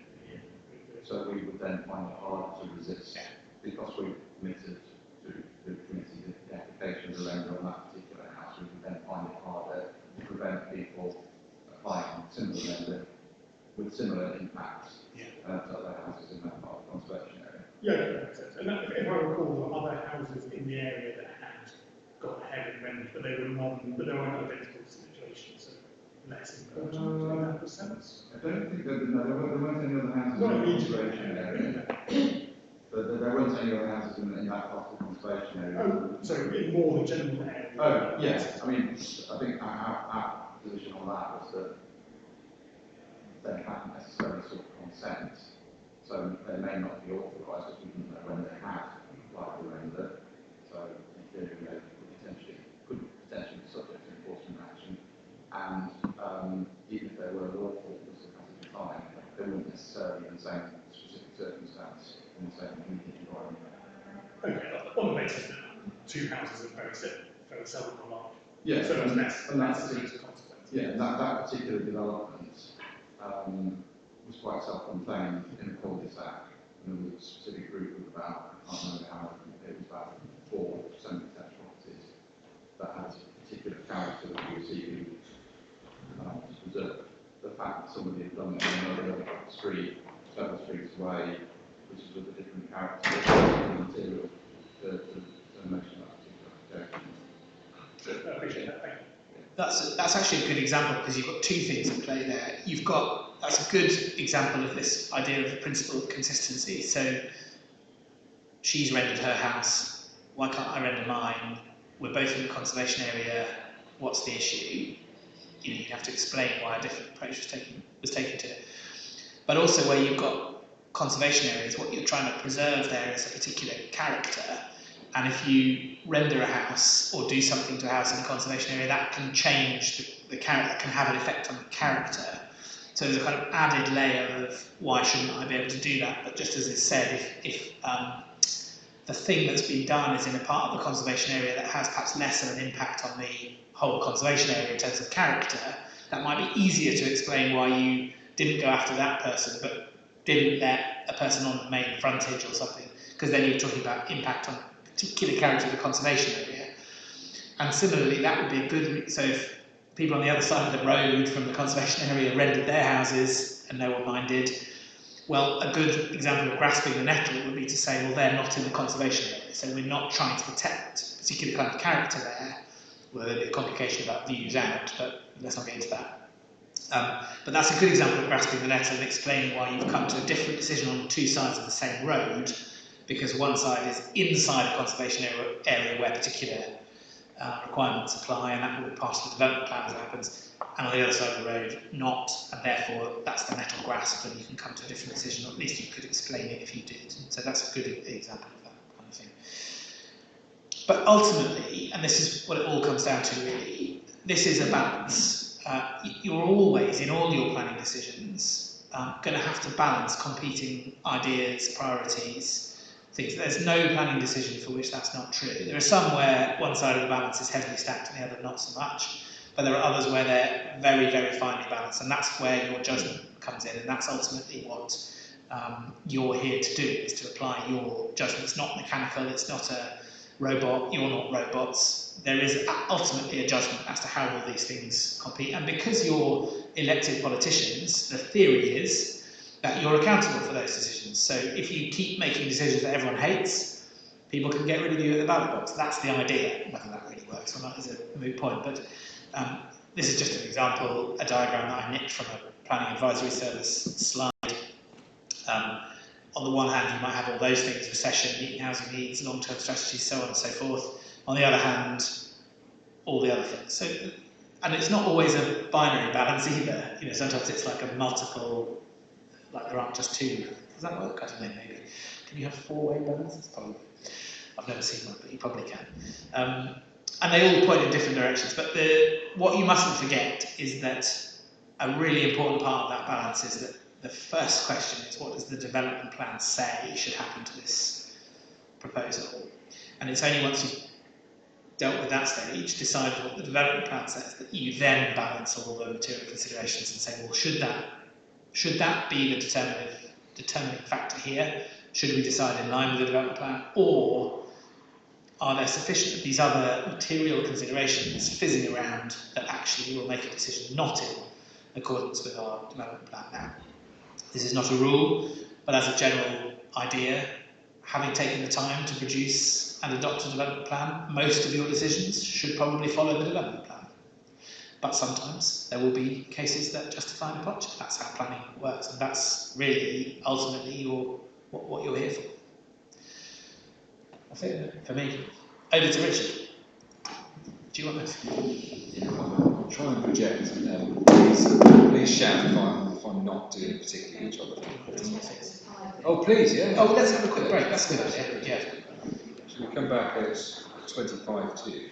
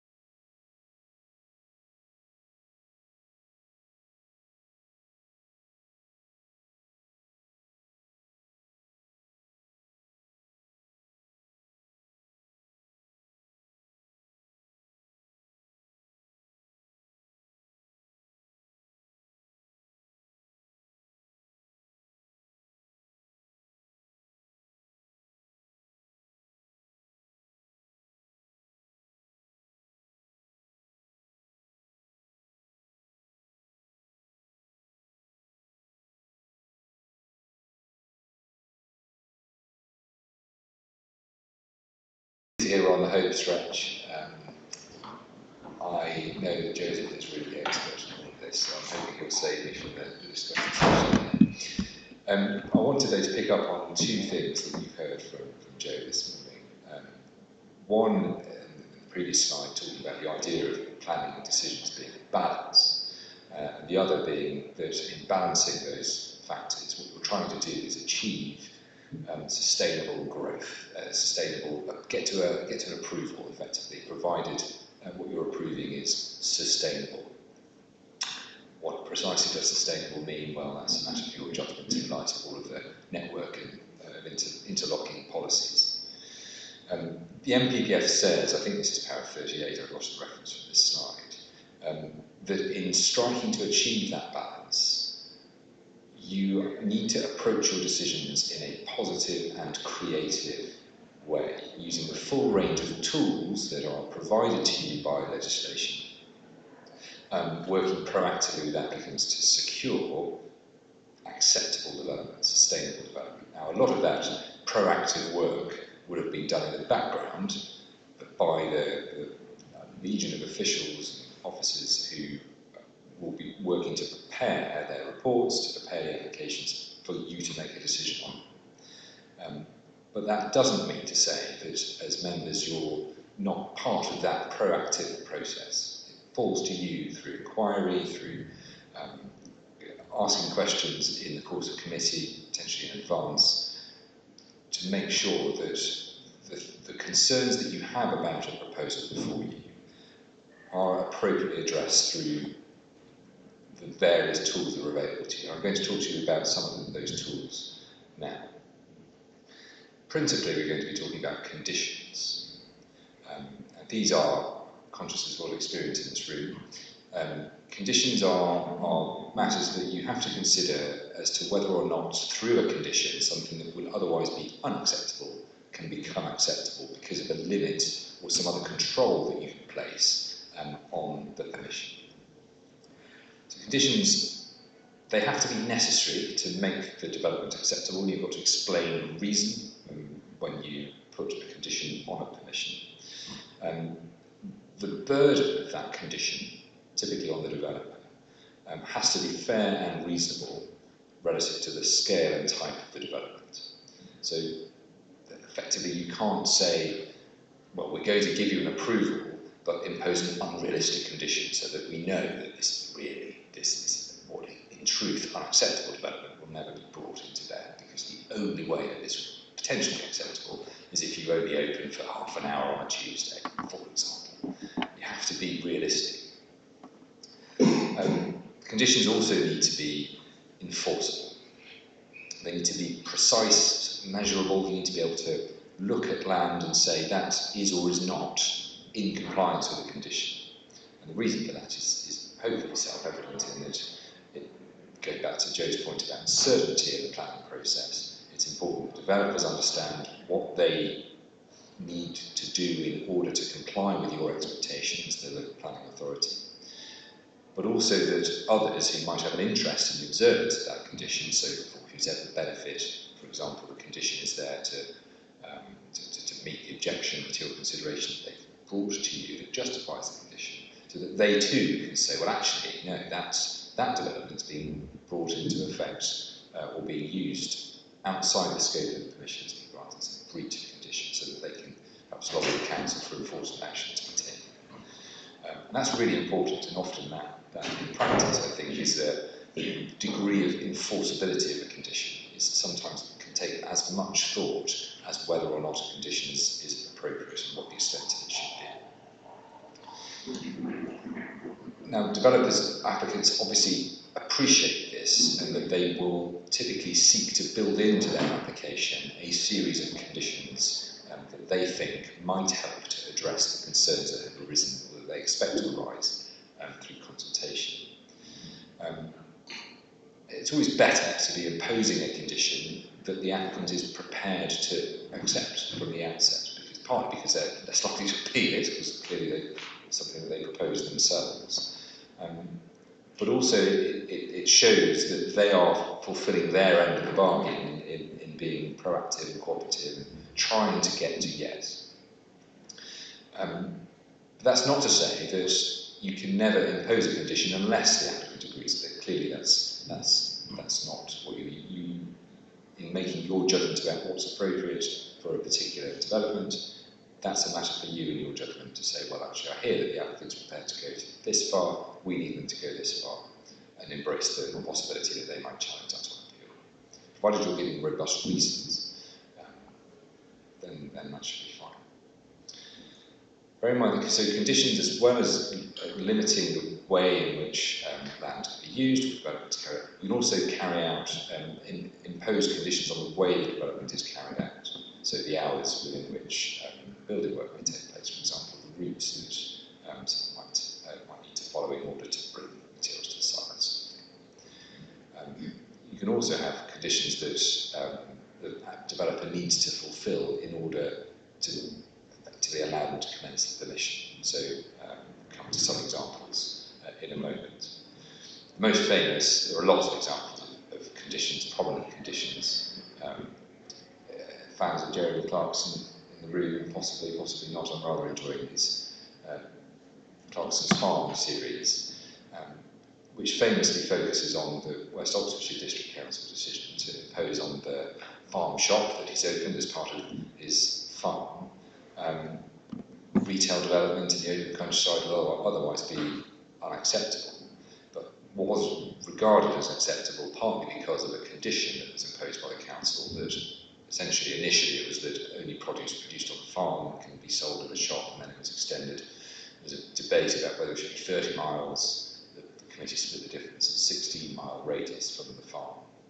There's some discussion of that in the series. That's just an example, I think, quite a neat example of the ways in which debate and discussion and judgment can come to bear on producing an enforceable, precise condition. If you just said, well, it can only be local, and what does that mean?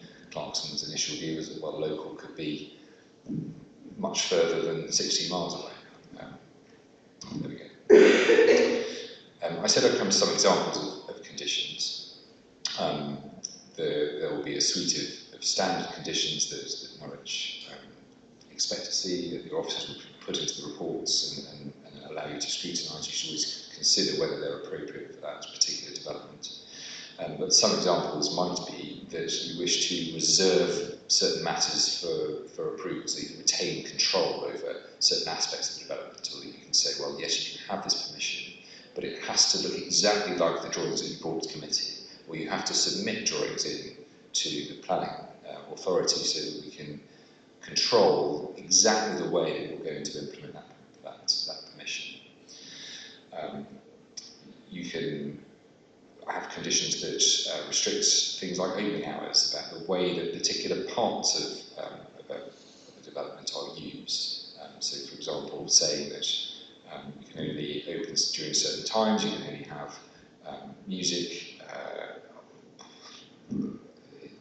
you can't have music outside, or so on and so forth. It depends on what the issues are. The point is that you can be as creative as you like, subject to advice, obviously, from your officer as to, is that condition reasonable, is it related to the development, is it necessary in planning terms to render the development acceptable, and is it enforceable? Those tests that I outlined on the earlier slide. I'm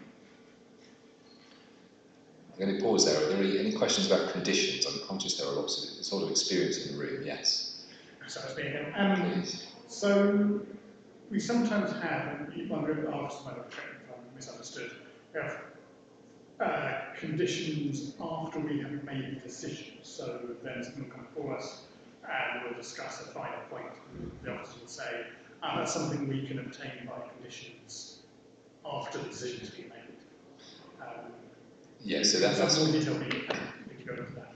I don't know if you have a practical view, but yeah, I think what I think we're describing there is where so we'll grant permission, but we will, through negotiation with the applicant, seek essentially their agreement after committee that when the permission is formally drawn up, that conditions will be added.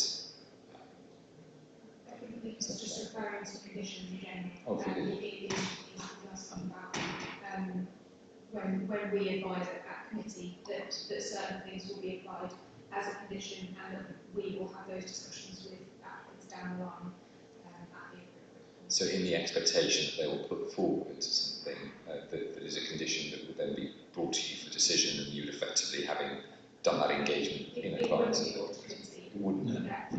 I mean, an obvious example is landscaping. So quite often you'll get a scheme for a bunch of houses, and the question of the soft and hard landscaping will be subject to a condition that says that they have to produce a scheme of soft and hard landscaping, which then has to be approved by the council. Now that isn't going to come back to committee, that's going to be approved by officers.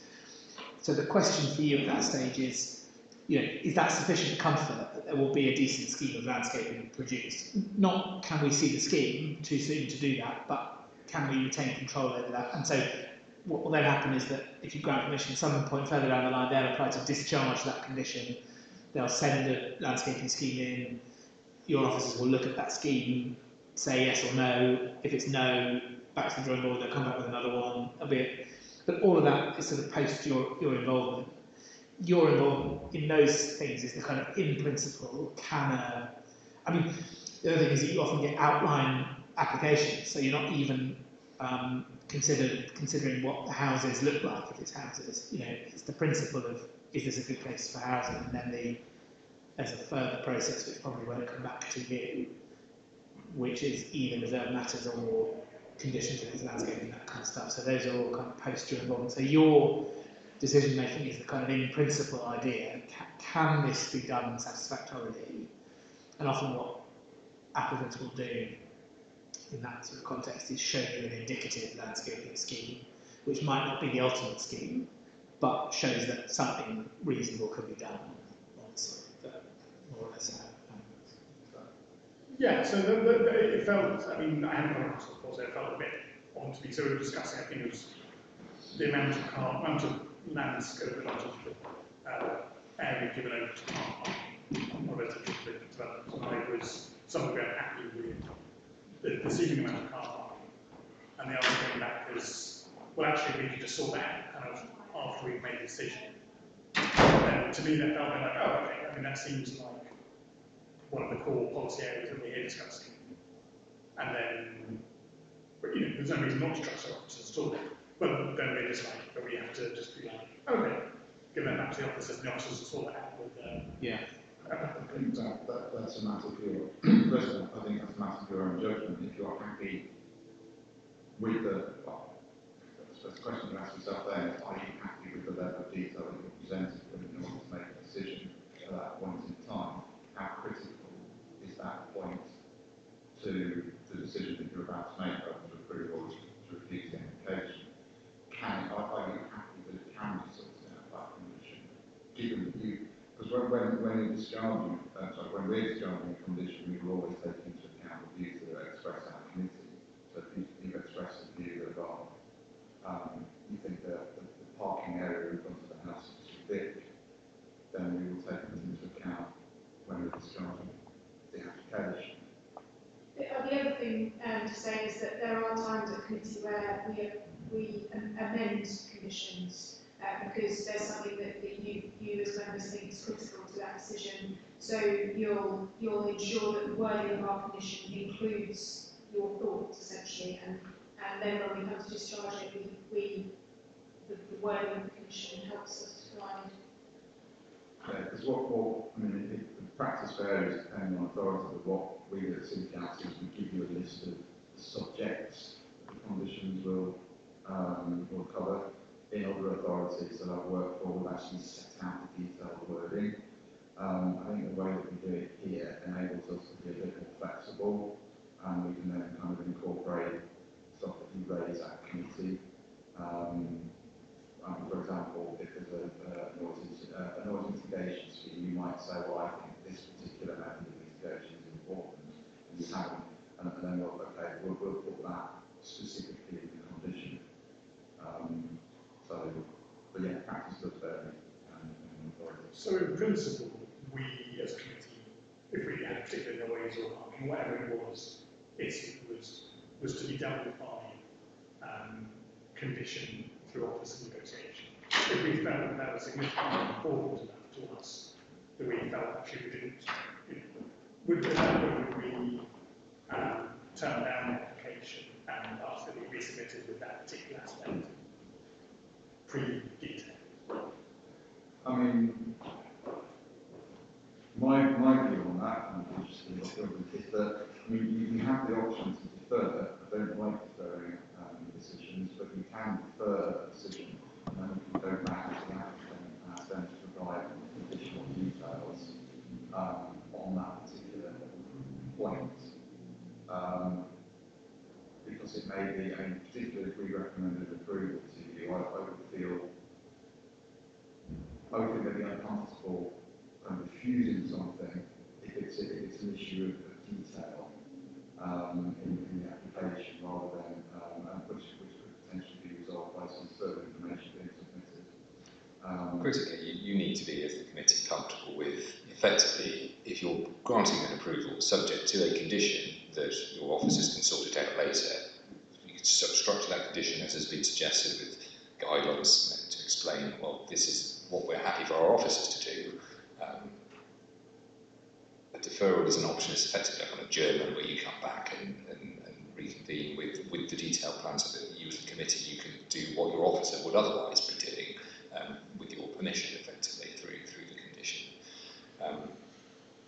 I think what that discussion for me has unpicked is illustrated really beautifully, the point about being really creative and the various options that are available to you, using your officers, using what the applicant is coming from, following the way that the discussion develops in the course of the committee hearing, to find a solution that works for everybody. And that's ultimately the outcome if you have a practical view. Yeah, I think that's right. I mean, at one end of the scale, what you mustn't do is refuse a scheme on the basis of a reason that could be resolved by a condition. Okay, so if you're, I mean, to take a ludicrous example, if you're concerned about the noise implications of the scheme, and the applicant says, well, look, I can deal with that by way of condition. We've got a noise report, and that puts forward a scheme of noise mitigation that could be worked up. But it hasn't yet been worked up. What we propose to do is provide a noise management plan to the council, or whatever.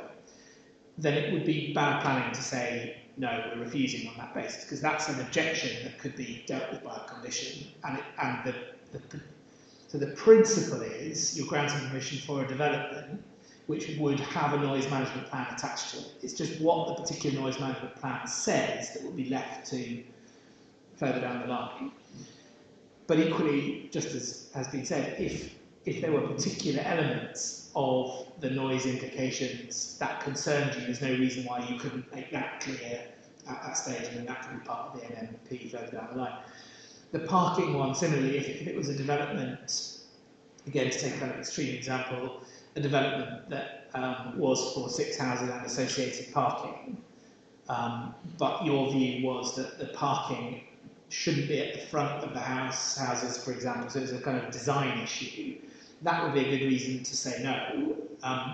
But if it was more a question of the layout, the particular layout of the parking, so everyone agreed that there were 6 spaces at the back, but there were layout concerns, the layout would be something that could be left to a condition later down the line. They would have to submit a scheme, and officers would then consider the scheme. So, again, sort of, at one end, you've got kind of, is this an in-principle objection? Is it an objection that can't really be overcome by conditions? Is this a problem with the proposal? At the other end of the scale is, are we really just sorting out the detail here? And somewhere in the middle of that is a line, and it depends on which side of the line. But I think the general message is the more you can articulate what your concerns are at that stage, the easier it is for officers further down the line to then make sure that those concerns are met at the condition stage, if that's the way you go. But generally, this is really what Richard's saying, I think, is that if you can permit it, subject to a condition, then you should be looking to do that. And your officers are perfectly competent in making sure that the condition that is required is then imposed. Can I just very briefly, I think, this post-process and it's charging application, but I think, going back to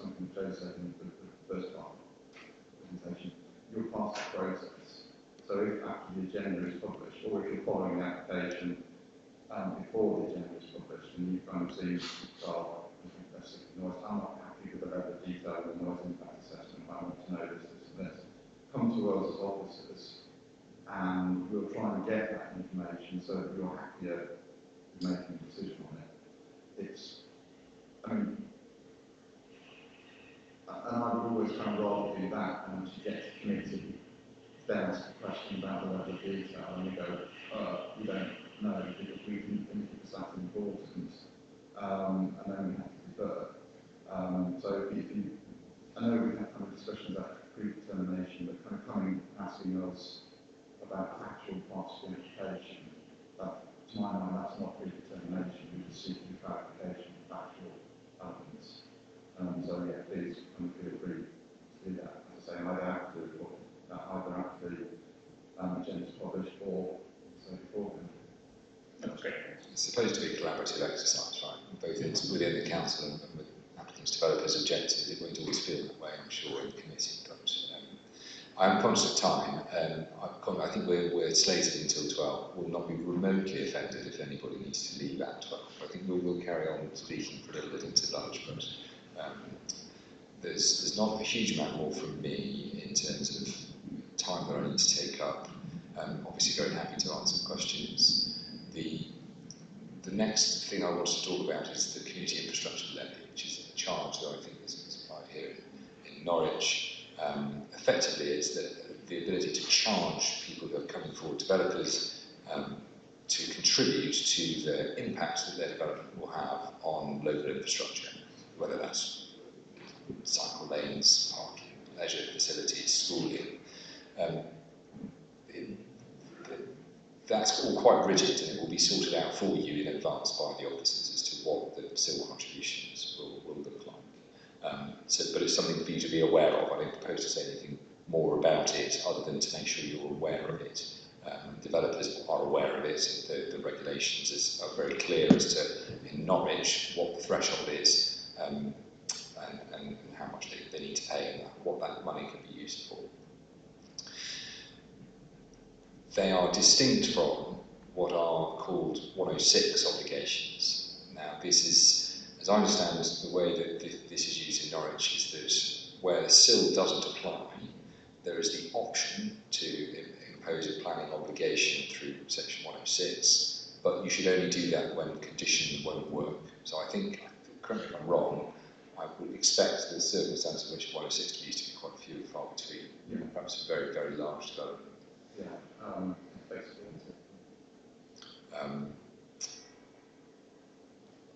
I don't propose to say very much about that.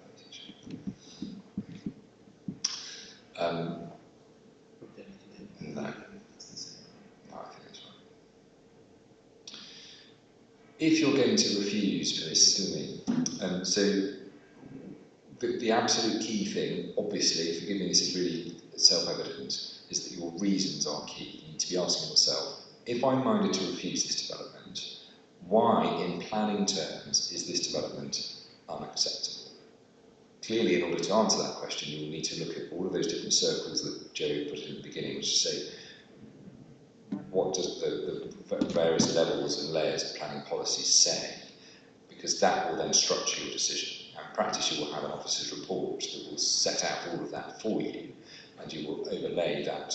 You use that as a starting point for your reasons for refusing permission. Bearing in mind that those reasons are the thing that are going to be the starting point of the appeal, were there to be an appeal. You'll need to articulate what the harms are that the development would cause to those the objectives that are set out in your policies. And critically, you need to establish why it is that, bearing in mind your obligation to be creative and proactive, that the conditions that you have naturally thought of in reaching this refusal, this option of last resort, just would not be suitable to mitigate those harms. You also need to be really clear that all you have identified, going through that two-stage test that Joe explained earlier, all of the submissions that you have heard, all of the papers that you have read, you've distilled from those those which do satisfy that binary question of are they material or not in planning terms. And for all of those which are material, you need to explain what weight you have given to those considerations and why. Partly that's to equip the people who will be aggrieved by your refusal, the developer and potentially some of the supporters, as to why it is that you have refused permission. What is it that will also not only inform whether or not they bring an appeal, but will also tell them how they might be able to overcome your concern, maybe start again or through compromise reach an render their development, their proposal acceptable, so that you end up with a scheme where actually you are happy with it. Is there anything you want to say about it? Yeah, just a quick one about reasons for refusal. I have seen at various points in my career that there's a big reason for saying no to a development, the kind of main reason, and then sometimes the other points are missed out. That you've already said, well, we're not going to have this here because it conflicts with the employment allocation or something. You really need to include all the reasons for refusal, even if the big one determines it one way or another. You still need to include the other ones, so you end up with a comprehensive list of why the development is unacceptable. And I have done a few cases in my time where a reason for refusal, which clearly was a reason on its own to refuse the scheme, was kind of overlooked because there was a bigger issue with the scheme. So, although it might feel counterintuitive, what's the point in looking at noise where the principle of the development is not okay? Well, you still have to do that because, well, partly because the law says you have to set out all your reasons for refusal, and partly because if there is an appeal, that tells the appellant what they have to surmount.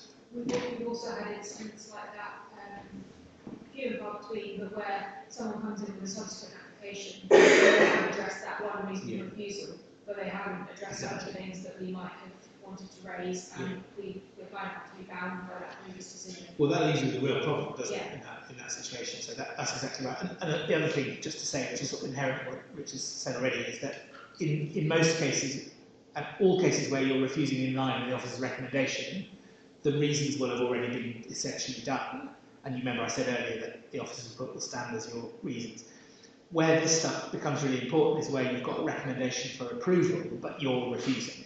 So then you will need to work really hard in line with the officer's recommendation with the officer whose recommendation you're rejecting, probably, to promulgate some reasons that make sense and explain why the recommendation is not being followed. So what are the reasons for doing that? And that's where I think this stuff, which will hopefully be quite rare, but that's where this stuff there really matters, that you've got to get it all in. I just wanted to mention briefly the enforcement powers that are available to the authority. Partly because you may be invited to encourage the authority to use them in relation to development in your area. Partly because they may form part of the planning background to a scheme that is put before you, and partly because you may be asked to comment on the appropriateness or indeed to authorise the taking of certain enforcement action. But effectively, this is the sharp end of planning. This is what happens when a developer decides not to implement a planning permission in a particular way, or to develop without the benefit of permission, or to develop in a way that breaches condition. There are a suite of tools, going back to those bubbles, these arise from legislation, principally the Town Production Planning Act 1990, that are conferred upon officers of the authority to serve certain notices on persons connected with the land developer, the landowner, and so on. They confer a range of information gathering powers, so the beginning of enforcement action could actually be relatively soft. It could be at the top of the tree there, a planning contravention notice, which effectively says to the landowner, look, we think that what's going on in the land is a breach of planning control. What do you have to say about it? Are there any representations you'd like to make to us about why we should enforce or why we've got that wrong? What are you playing at, effectively? There are some other powers, not least of which is the enforcement notice, which is a very broad power that can require the cessation of an unacceptable use of the land, taking of certain steps in order to restore the land to the condition that it was in prior to the breach of planning control. There can be stop notices that can require an immediate cessation of activity on the land. And there are civil remedies as well in the courts by means of injunction. All of which carry, by one route or another, potentially penal consequences. They're supposed to be really serious. You need to do this. If you don't, or stop doing this, if you don't comply with what we're saying, you could well go to prison. Consequently, there are lots of protections in place that allow routes of appeal against certain enforcement action being taken. And that can come up proceedings, and the most, I'm sure that officers will have lots of war stories to tell about how appeals and applications have all interwoven and interlinked in order to effectively what will feel like a very frustrating lack of power on the part of the authority to remedy breaches of planning control. But it's just to make you aware at a very high level that there are a wide range of enforcement powers available. They're not necessarily things that need to be discussed in the course of a planning application. But there are also things that we're happy to answer questions about those in due course, but I thought it would be incomplete to leave you without a sense of what those powers might look like. I think where you'll see those in most cases, I dare say, is when you see the planning history of the site. So you might have an application for something on land, and part of the planning history will be some enforcement action about that stuff. So it's helpful to at least be familiar with the terminology. The general problem, the thing that comes up most is that an unlawful use of land subject to enforcement action shouldn't be used to justify an application. So, if there's an unlawful building on the site, it wouldn't be a legitimate point to say, well, there's already a building there, so what harm will this house do? Because the enforcement system can be taken to be likely to remove that building in due course. So the baseline is the lawfulness rather than the sort of real world existence. I suspect that's where enforcement is likely to pop up for most of you. I'm going to pass back to Joe for this. Oh yeah, just quickly, I think. This was a real test of how old I've got. Does anyone know what that is? Is anyone either old enough or interested enough in popular 1990s? This life. Good. You're much too young to remember this life. Okay. A bit too young. Probably shouldn't. No, it's quite racy in parts. Yeah. Anyway, that programme is why I'm a barrister. There's a bunch of lawyers, and I loved it. It was a brilliant programme, well worth a watch. It's on there because we're just going to talk briefly about appeals. Now, I recognise immediately it's after the allotted time. Appeals really aren't your thing, but it's worth just knowing what happens once the pipeline here at Norwich is, it's passed through and gone out and there's a challenge. You probably won't be involved, but it's worth knowing what happens further down the line once lawyers get involved. So an applicant for planning permission can appeal either against a refusal, so if you refuse permission they can appeal to an inspector, as I said earlier, or they can appeal the conditions that you impose. Even if you grant with conditions, if they're unhappy with the conditions imposed, they can appeal against that. Objectors, so if somebody says, no, I don't like that planning application and I think you should refuse it, but you grant it, they don't have a right of appeal, all they can do is JR, judicially review your decision. That's a much harder route of challenge, and I'll explain why. When an appeal goes to the inspector, so a kind of substantive appeal against refusal or conditions, it comes in front of an inspector via either written representations, what's called a hearing, which usually takes a day, or an inquiry, which is the most formal kind. But the inspector is essentially in your shoes, so the inspector is receiving the information and is making the decision afresh. What should I do about this planning application? Here's the evidence in favour, here's the evidence against, what should I do? He or she is less concerned about whether you got your decision right and more concerned about what the decision should be. So it's a kind of new jurisdiction, if you like, in lawyers' terms. And in those cases, there's not usually any cost consequences for losing on appeal, unless you've, broadly speaking, been unreasonable. So generally, an applicant who has their planning application refused by the City Council can appeal to an inspector, and if they win, they get their planning permission from the inspector, but they don't usually get the costs back of doing so. So the other side, Norwich, don't have to pay their costs of appealing, unless Norwich have been unreasonable. One of the things about reasons is that if you didn't list all your reasons when refusing, and then it turned out that when you got to the inspectorate, you were saying, oh, well, actually, there's a noise problem. That's the sort of thing that might end up costing you. By contrast, judicial review, which is what the only way that you can challenge a grant of permission, is a much narrower pathway. So on a judicial review, which goes to the High Court, the judge is not concerned with the question of should I or should I not grant planning permission, but is concerned instead with the question of did the council go wrong legally in their approach to that question. So not interested in the judgment call, but in whether the route to that judgment call was done lawfully. And it's a whole seminar of its own to teach you about judicial review, and I'm not going to do that now. But there are really mainly three grounds. So illegality, so did you ignore relevant legislation or go outside of the particular jurisdiction that you've got, or did you take into account as a material consideration something that was not? So for example, that wind energy case I told you about, that was a judicial review. And in that case, the fact that the decision maker had taken into account this discount for the local people was an error of law, and so that quashed the decision. Unreasonableness sounds like it might be, oh well, what's the reasonable decision? But it's not. It's quite a high legal test. Did you do a mad thing, basically? It's sometimes called Wednesbury unreasonableness, classic lawyer's phrase. It's basically, did you do something that is completely unjustifiable, that is inexplicable or so bonkers that only a bonkers person could do it or something. That's the Wednesbury case at the bottom of that.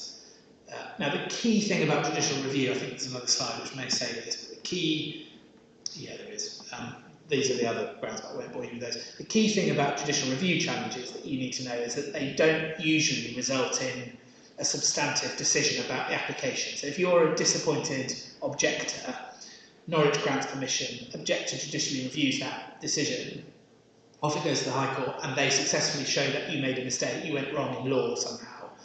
That doesn't mean that the permission gets refused. What it means is that the grant of permission gets quashed, so thrown in the bin, and it comes back to you, usually, to make a new decision. Now, the thing that you need to know about that, I think really the only thing you need to know about that, is that you obviously mustn't make the same mistake again. So it will be really important to understand what it was that led to the quashing of the decision, in order to not do it again, obviously. And one of the things that I'm forever telling potential judicial review claimants is, look, of course we can take this judicial review, and they have made a mistake here, and will probably win the judicial review, but that doesn't guarantee you that the permission will be refused, because it will then go back to the authority, and if they're smart, they'll read the judge's decision, and they'll just make sure they don't make that same mistake again. And because the balance, that last slide of my last bit, comes down to judgment, there's nothing at all unusual or wrong about a local authority having a grant of permission quashed on the judicial review and then making the same decision, substantively, grant permission, without committing the error that they committed. So often a judicial review doesn't produce ultimately a different outcome, but let's be real, as the kids say. Sometimes the delay, if you can challenge a grant of permission on a judicial review, have it quashed, have to have it go back to be determined, that delay can itself cause the developer major problems, and sometimes it can cause the developer to go away. I mean, that's sometimes what happens. There's been a whole load of judicial reviews about the Sizewell C, near where I live down in Suffolk, the new nuclear power station. I don't think anyone really hopes that Sizewell C will be stopped, those claims. I think what they're really trying to do is delay it as far as possible in the hope that a change of government produces a new approach or something, and who knows what they really want to do. But often it's kind of, because of this recognition that by way of judicial review you can't secure a different outcome, what you're really doing is putting pressure on the approach and hopefully getting it more in a way that you can live with than it was otherwise. I think that's it really. The finer points of JR are probably beyond the scope of today. Any questions from anyone about any of that? I think that's the next slide, isn't it? Nothing. Well, that's good, because that means you are, Liam. Disappointed developers, can they also, as well as appeal, can they also judicially review decisions? No. So there's a rule of judicial review law which says that you can only seek judicial review if you can't get your remedy from anywhere else. So if you could appeal, then the High Court expects you to do that first. There's one exception to this, a case I did a couple of years ago which was really interesting. So there was an application for permission for 50 houses in Chelmsford Boroughs lands, and a neighbour, some people objected and it went to committee, and I won't bore you with the detail of it, but essentially permission was refused. Okay, and now normally that would mean that the developer had the right of appeal to the inspector. The developer did not exercise that right of appeal for reasons that we'll never know. But somebody claiming to be a supportive local resident judicially reviewed the decision. They'd found an error of law, so they thought. It turns out Court of Appeal disagreed with them. So they brought a judicial review of the decision to refuse permission. And I acted for Chancellor in that case, and I had a go at saying, well, look, this is a front. This is basically the developer by some other means. This shouldn't, like the remedy here is an appeal to the inspector. This is a refusal. That didn't find any favour in the court, that bit. So it was allowed to proceed. In the end, it went to the Court of Appeal, and in the end, the error of law was not an error of law, and it was all fine. But it was an interesting example of a third party who didn't have a right of. So the only person who can appeal against the refusal of planning permission is the applicant for planning permission, not a third party. Now, normally third parties are objectors rather than supporters, but here there was a supporter apparently who brought a judicial review of the decision to refuse permission. So it's rare that the High Court is concerned with decisions to refuse because the remedy is appeal, and the disappointed applicant usually appeals to the inspector. But in that case, it was a JR. Okay, so when you're putting in your application for my backyard, Yeah. put a house in there. Yeah, I've actually just done it. Yeah. Okay, but it'll get refused, Yes. pretty sure of it. Yeah. But I could JR that way. You could JR the refusal, yeah, because you would not be allowed to appeal. Cool, you're being a challenge. Yeah, fine. If you need a good barrister, I can recommend that. Yeah, very good. Yes. My suggestions for further reading, because a lot of the links are really interesting. Sometimes I go down a bit of rabbit hole space there. I'll tell you what's a really good idea. So full disclosure, this guy's a friend of mine. There's a barrister called Zach Simons in a different chamber, so it's probably not corporately acceptable for me to say this, but I'm going to say it anyway because it's good. He does a blog called Planarax, P-L-A-N, like Anorax, but with a plur at the beginning. And some of them are quite esoteric. They're quite like high level and probably only of interest to geeky barristers. But he does a series called The Basics in that blog, where he kind of talks about all of this stuff.